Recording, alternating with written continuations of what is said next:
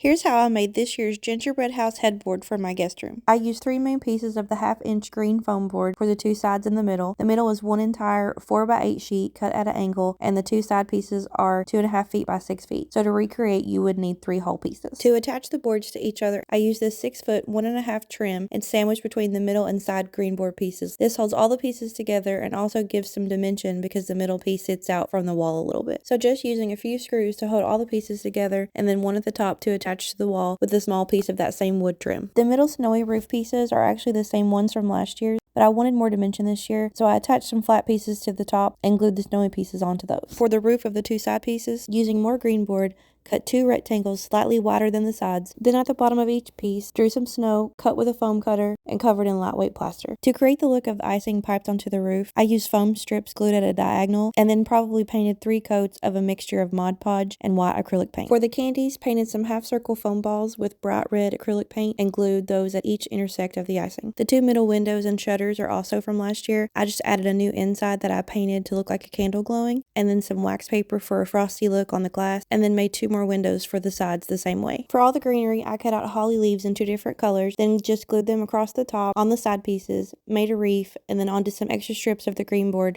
for some window boxes. The swirls are more of the foam strips hot glued and painted. The candy canes are just foam wrapped in paper, and the red strap is tape, but someone asked for a tutorial of just those, so I'll do a more detailed video of those later since this video is getting a little long. But for now, here's the final look all put together.